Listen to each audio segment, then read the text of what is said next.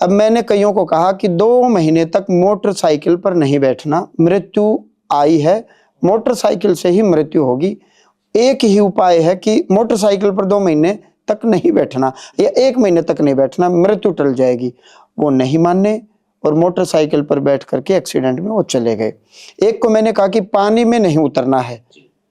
कब तक नहीं उतरना? 6 महीने तक नहीं उतरना है। वो पानी में उतर गया, कोई डॉक्टर थे, उनके परिचय का था। बहुत से साधक जो मृत्यु की बातें बताना ये कोई छोटी बात नहीं, बहुत बड़ी बात है। बिल्कुल आप बात को समझें।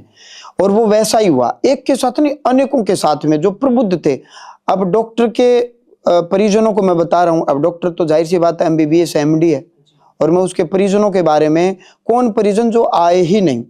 एक का बेटा एक्सपायर हो गया और वो मेरे पास नहीं आए थे। मैं किसी परिवार के यहाँ सत्संग में गया, मैंने कहा कि एक नाम है, ये नाम का है, तो उन्होंने कहा हमारे रिश्तेदार का बेटा। मैंने कहा इसकी मृत्यु आई, इसके पिता को मेरे पास भेजो।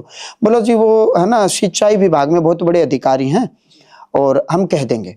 उन्होंने कहा तो उन्होंने कहा अरे किस बाबा बुबाओं के चक्कर में पड़ गए, ये सब बातें नकली होती हैं, ऐसा मृत्यु के बारे में कोई नहीं बता सकता। बोला महाराज आपको वो जानते नहीं, आपके बेटे को जानते नहीं, हमने जिक्र किया नहीं, खुद सामने से आपके बेटे का नाम लिया और वो बता रहे हैं आपके बेटे की मृत्यु निश्चित है। वो नहीं माने, बेटा मर गया। बाद में वो मेरे पास आए, मैंने कहा वही बेटा पुत्र रूप में आपके वंश में आएगा, भगवान शिव का अभिषेक करेंगे। शिव महापुराण विद्येश्वर संहिता में लिखा हुआ है, ऐसा ऐसा करने से पुत्र रत्न की प्राप्ति होगी शास्त्रीय विधि से। वो किया, जान करके हैरानी होगी, वृद्ध अवस्था में करीबन वो होंगे 55-56 साल के होंगे, उनको पुनः पुत्र हुआ।